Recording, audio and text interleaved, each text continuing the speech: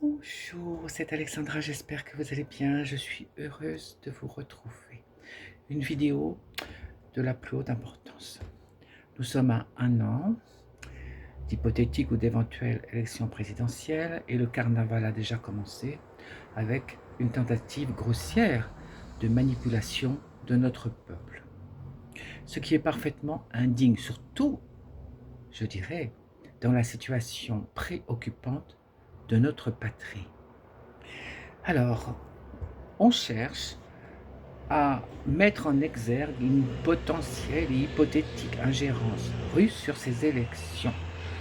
En fait, ce qu'ils veulent faire, c'est très simple, c'est rentrer cette idée dans la tête des Français et des Françaises pour pouvoir, in fine, annuler les élections si un candidat ou une candidate qui n'est pas du système arrive à la présidence de la République. Et là, ils diront, ah mais cette personne a bénéficié de l'ingérence étrangère, ça n'est pas possible, nous annulons les élections.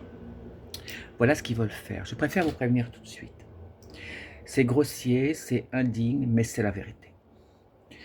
Nous allons revenir sur le cas d'une candidate en particulier, Madame Marine Le Pen, excusez-moi, qui, lors des précédentes élections présidentielles, s'était vue claquer au nez toutes les portes des banques françaises et européennes. Personne ne voulait lui prêter le budget alloué pour mener à bien sa campagne présidentielle. C'était évidemment un moyen de la dissuader ou de l'empêcher de se présenter.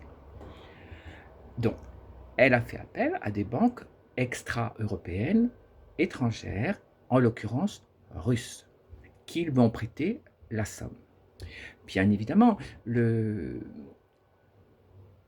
gouvernement, la présidence du Kremlin, a appuyé avec bienveillance la requête. Ensuite, comme elle est arrivée au deuxième tour des élections présidentielles, elle a été remboursée, excusez-moi pour ne pas dire de bêtises, à 45,7% de la somme, donc à hauteur de 10,7 millions d'euros. Ensuite, elle a remboursé elle-même la différence, en sachant que le plafond pour mener une campagne présidentielle ne peut pas dépasser 20 millions d'euros. M. Sarkozy l'avait dépassé à, malheureusement, ses risques et périls, parce qu'il a dû tout rembourser de sa poche.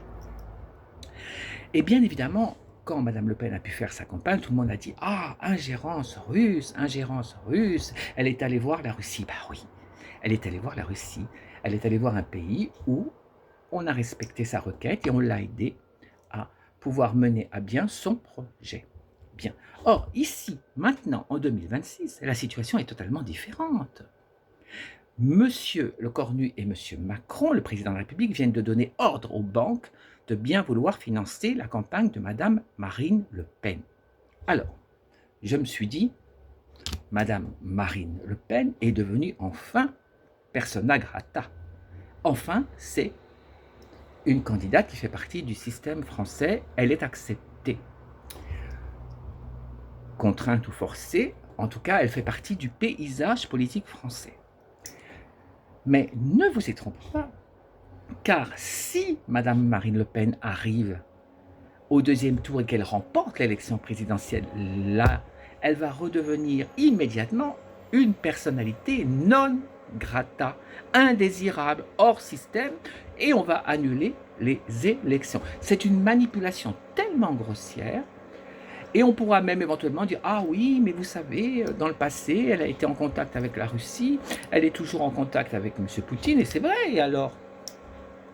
M. Poutine a le droit d'avoir des amitiés en France, quand même, s'il vous plaît. Et donc, ils annuleront l'élection. Je vous rappelle qu'il n'y a pas 36 solutions. À la rentrée, ce qui a été prévu, c'est de faire rentrer la France dans le conflit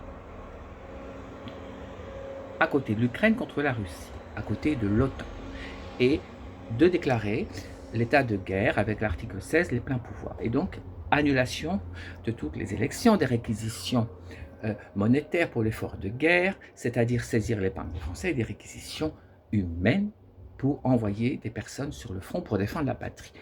Des individus de sexe mâle entre 17 et 42 ans. Voilà. Seulement, ce projet-là, à mon avis, ne peut pas se faire parce que ça va être la guerre civile en France, ça va être terrible. Et le gouvernement le sait, se rend compte que le peuple ne peut plus composer avec toutes ces idées plus que, je dirais, illégitimes. Et donc, ils imaginent organiser des élections à leur sauce, avec leurs candidats à eux, en espérant, en faisant tout pour que ce soit un ou une candidate du système qui arrive en tête. Voilà ce que je voulais vous dire ce soir. Alors quand j'entends M. Gabriel Attal hurler et déposer plainte contre la Russie, excusez-moi pour le peu, pourquoi voulez-vous que M. Vladimir Poutine, président de la Grande Russie, s'intéresse à M. Gabriel Attal? Absolument pas. Je pense que M. Vladimir Poutine, président de la Russie, aimerait mieux avoir comme interlocuteur ou interlocutrice un homme ou une femme avec la carrure, les épaules d'un ou du chef d'État pour discuter du nouvel ordre du monde. Mais certainement pas M. Gabriel Attal, qui est un candidat de deuxième, troisième, quatrième zone, comme vous le voulez, qui n'a jamais été élu nulle part et qui a été placé là par le président de la République. Il n'ira jamais au deuxième tour et il n'a aucune chance de rien. Donc voilà ce que je voulais vous dire ce soir. Et ne tombez pas dans le panneau, par pitié, et mettez de côté tous les candidats qui vont commencer à vouloir vous mettre dans l'esprit qu'il y a des ingérences étrangères. C'est faux. Ces élections sont les élections de la dernière chance pour redresser notre pays. Il faut donner confiance et audience uniquement à des candidats ou candidates qui vont proposer des mesures concrètes qui vont dans le sens du bien-être de notre nation, la France, et de notre peuple, et de redresser l'économie de notre pays, et de cesser cette espèce de tendance esclavagiste à la solde d'une Europe qui ne nous veut que du mal. Voilà ce que je voulais vous dire ce soir. Alexandra.